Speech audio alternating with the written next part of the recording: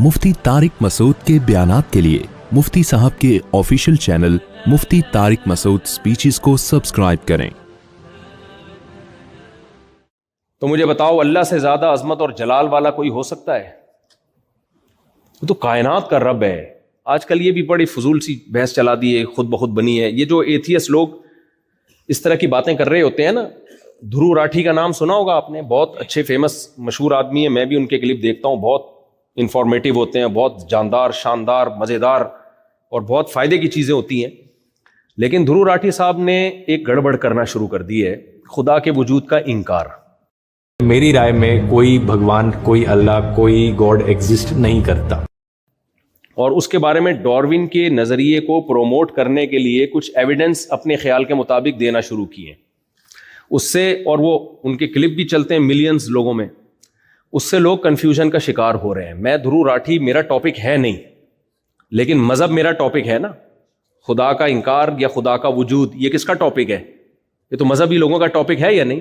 तो जहां मज़हब की बात आएगी तो मुझे कूदना पड़ेगा कि नहीं कूदना पड़ेगा बीच में? उस क्लिप को मिलियंस लोगों ने देखा है और बड़े आराम से अपना मौक़िफ़ ये पेश कर दिया उन्होंने एतदाल के साथ कि मैं खुदा का कायल नहीं हूं, अगरचे कोई गॉड का कायल है, कोई मानता है कोई गॉड है, तो मुझे उस पर भी कोई एतराज नहीं है। और फिर डार्विन के कुछ सबूत पेश किए हैं, साइंसदानों ने फलां सन में ये तजर्बा किया था, एक्सपेरिमेंट किया, तो एकदम हैरान हो गए कि ये चीज़ सामने, इससे पता चलता है कि सेल खुद ब खुद भी पानी में वजूद में आ सकता है। याद रखो, ये जो एथियस्ट लोग हैं या एथियस्ट के नज़रियात से मुतासिर होने वाले लोग हैं, जब ये डार्विन की बात पे आते हैं, मैं कसम उठा के कह सकता हूं कि यहां ये डंडी बहुत मारते हैं। या तो इनको पूरी तहकीक नहीं होती, या तहकीक में जानकर गलती कर रहे होते हैं, क्योंकि इन्होंने ये फर्ज कर लिया है कि खुदा को अपनी डिक्शनरी से हर कीमत पे निकाल के ही छोड़ना है हमने। जब आप एक चीज फर्ज कर लेते हो ना, तो फिर उसके लिए घुमाते हो आप ताने बाने, बहुत घुमाते हो दाएं बाएं। शराबी ने जब फर्ज कर लिया कि शराब अच्छी चीज है, तो वो उस पर बीसियों दलाइल देगा। चरसी ने जब मान लिया कि चरस पीना स्ट्रेस को खत्म करता है और अच्छी चीज है, तो वो घुमा फिरा के चर्च के फजाइल पर किताबें लिख देगा।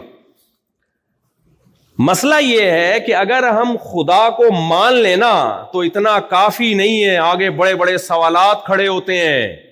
आप अगर मानते हो ना कोई क्रिएटर है, तो फंस जाते हो आप। आजादी इसमें है, क्रिएटर को अपनी डिक्शनरी से निकाल दो, और निकालने के लिए आपके पास डार्विन के अलावा कोई और रास्ता बोलो है नहीं। तो इसलिए इसमें बहुत कुछ गलत कहा जाता है जिसको आप तहकीक समझ रहे होते हो।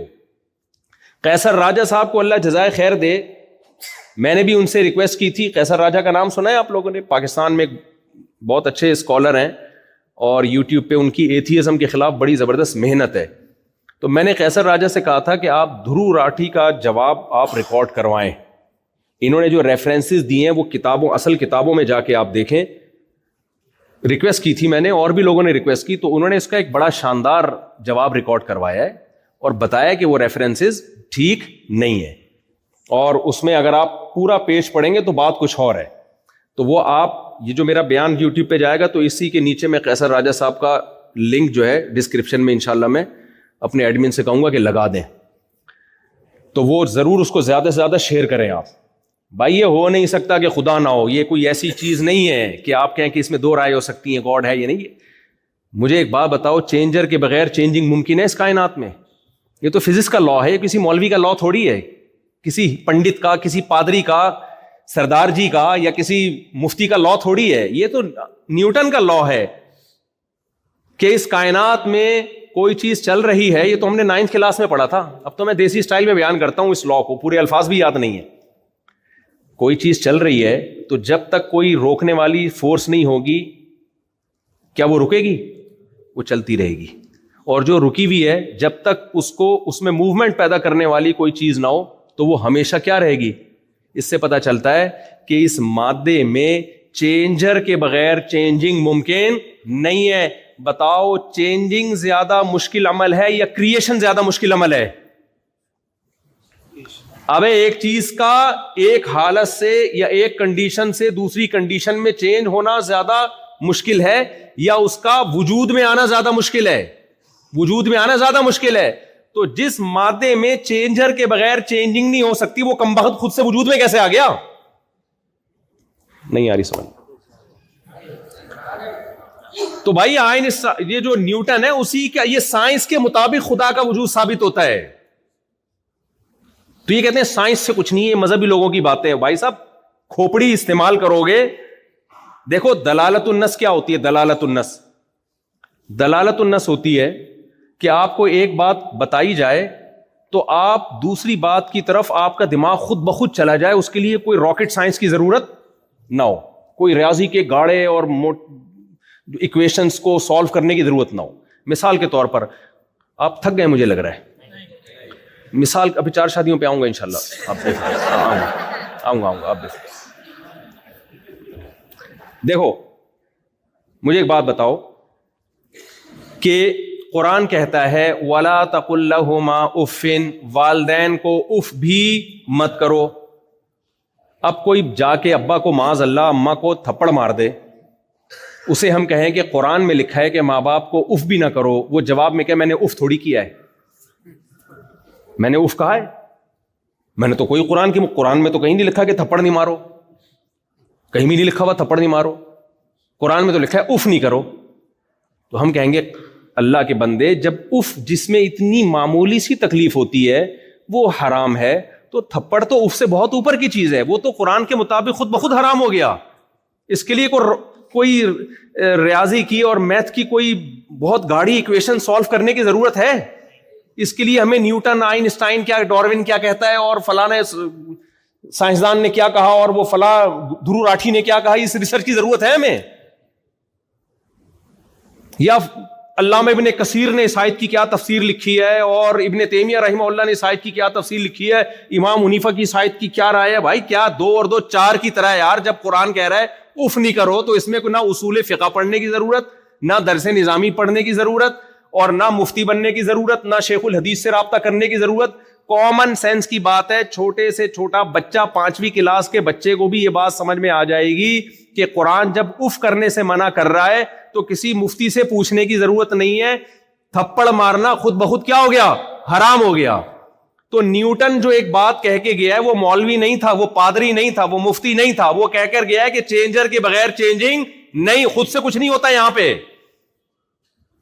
تو اب اس کے درو راٹھی کو پڑھنے کی ضرورت نہیں ہے کہ خدا ہے یا نہیں ہے. بھائی جب چینجر کے بغیر چینجنگ نہیں ہو سکتی تو کریٹر کے بغیر کریشن کا عمل کیسے ہو سکتا ہے؟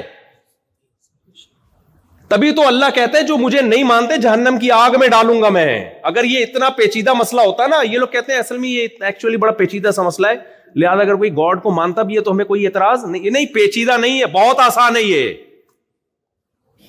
تبھی اگر یہ پیچیدہ مسئلہ ہوتا تو خدا اپنے انکار کرنے والوں کو جہنم کی آگ میں نہیں ڈالتا, اتنی بڑی سزا تھوڑی دیتا, وہ اتنا بڑا جرم تھوڑی ہوتا اللہ کی نظر میں. یہ بہت بڑا جرم ہے. یہ اس کی علامت ہے کہ یہ مسئلہ پیچیدہ نہیں ہے, بہت آسان ہے. بھائی چینجر کے بغیر چینجنگ نہیں ہو سکتی.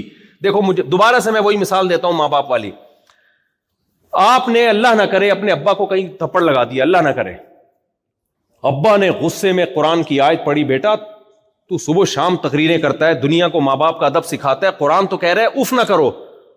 آپ کو ابا دیکھیں قرآن نے اف سے منع کیا ہے تو میری ریسرچ ہے, دھرو راٹھی کی ریسرچ ہے, اور میں نے بڑے بڑے سائنسدانوں کی بلکہ مفسرین کی کتابیں پڑھی ہیں میں نے, اور میں نے ایکچولی بہت ڈیپتھ میں جا کے میں نے غور و فکر کیا کہ اس آیت کا یہ مطلب نہیں ہے.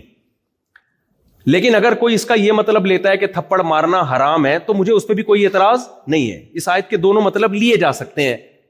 ہو سکتا ہے میں آپ کی تقریر سے متاثر ہو جاؤں, ابا متاثر نہیں ہوگا, پڑوسی متاثر ہوں گے کہ یار علامہ ابن کثیر اور علامہ آلوسی رحمۃ اللہ علیہ اور تفسیر طبری کے حوالے پہ ہے نہیں حوالے ان میں, لیکن ایک مثال دے رہا ہوں, اتنے حوالے پیش کر دیے اس نے اور وہ فلاں کا بیان بھی دکھا دیا, فلاں کی ریسرچ بھی دکھا دی. اس سے یہ ثابت ہوتا ہے کہ یہ مسئلہ اختلافی ہے.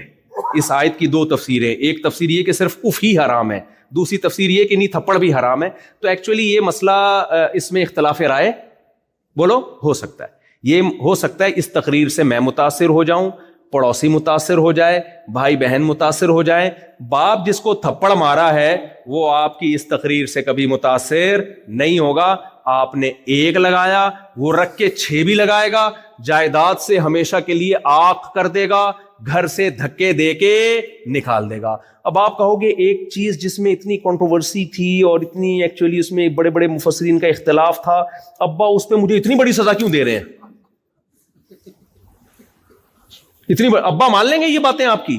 تو میرے بھائی دھرو راٹھی سے میں انتہائی احترام کے ساتھ کہتا ہوں کہ آپ نے جو خدا کا انکار کر دیا نا ڈاروین کو بیچ میں لا کے, اس تحقیق سے ہو سکتا ہے میں متاثر ہو جاؤں, آپ متاثر ہو جاؤ, گاڈ خدا وہ کبھی بھی اس سے متاثر نہیں ہوگا. وہ کہے گا بھائی چینجر کے بغیر چینجنگ نہیں ہو سکتی, تو یہ بن کیسے گئی؟ یہاں ایک پرانا گھسا پٹا سوال کیا جاتا ہے کہ پھر خدا کیسے ہے, خدا خود سے کیسے ہے ہمیشہ سے؟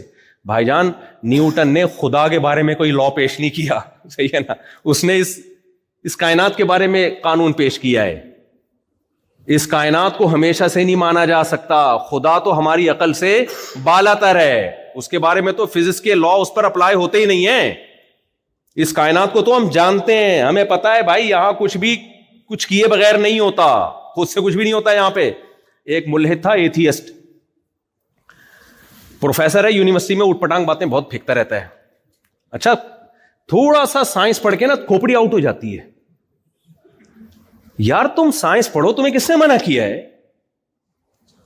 تم مذہب میں ٹانگ کیوں اڑا رہے ہو؟ مذہب سے تمہارا کیا لینا دینا؟ میسنجر آف گاڈ محمد صلی اللہ علیہ وسلم وہ اخلاقیات لے کے آئے ہیں. مذہب کا دائرہ کار الگ ہے, سائنس کا دائرہ کار الگ ہے. مثال کے طور پر میں مفتی ہوں, مجھ سے کوئی آ کے پوچھے گا وراثت کے مسائل کیا ہیں, میں بتاؤں گا یہ ڈاکٹر کا کام یا سائنسدان کا کام نہیں ہے. ماں باپ کے کیا حقوق ہیں میں بتاؤں گا, میں پورے کروں نہ کروں, لیکن اگر میرے پاس علم ہوگا تو بتاؤں گا, میں نالج ہوگی. آپ پوچھو بھائی بیوی کے کیا حقوق ہیں, میں بتاؤں گا آپ کو. نماز کیسے پڑھنی ہے میں بتاؤں گا آپ کو. خدا ہم سے کیا چاہتا ہے میں بتاؤں گا, یعنی کوشش کروں گا بتانے کی. لیکن آپ آؤ میرے گردے میں پتھری ہے میں بتاؤں گا بھائی میرا ٹاپک. آپ کو سائنس کا تو پتہ ہی نہیں ہے ان مفتیوں کو, یہ تو جاہل ہے, ان کو تو سائنس کا یہ چل رہا ہے آج کل یونیورسٹیوں میں, لبرل لوگوں میں نا, کہ ان مولویوں کو تو سائنس کا نہیں پتا. ناسا سورج کے قریب ایک وہ بھیجے ہوئے, انہوں نے سیٹلائٹ بھیجا ہوا ہے سورج کے قریب. میں بہت دیکھتا ہوں وہ زوم زوم آوازیں آ رہی ہیں, پتہ نہیں کسی کے چولہے میں نہ بھیج دیا ہو کہیں. خیر امید ہے انشاءاللہ سچ ہی بول رہے ہیں, سورج کے قریب ہی بھیجا ہوگا. لیکن ہم تو دیسی لوگ ہیں, ہمیں کیا پتا, ہم تو کہہ رہے ہیں بھیجا ہے تو ہم مان لیتے ہیں. ہم تو اتنی لفٹ کرا رہے ہیں سائنسدانوں کو بھائی. اگر ہم سائنس کے خلاف ہوتے تو ہم نے کون سا جا کے دیکھا ہے؟ جب آتی انسٹاگرام پہ ٹک ٹاک پہ ویڈیو سورج کی وہ سے شعائیں آ رہی ہیں, ہم تو یقین کر لیتے ہمارے سائنسدان بول رہے ہیں, صحیح بول رہے ہوں گے یار. تو ہم تمہاری فیلڈ میں ٹانگ نہیں اڑا رہے میرے بھائی, نہ ہم گردوں کا علاج کر رہے ہیں, نہ ہم پھیپھڑوں کا علاج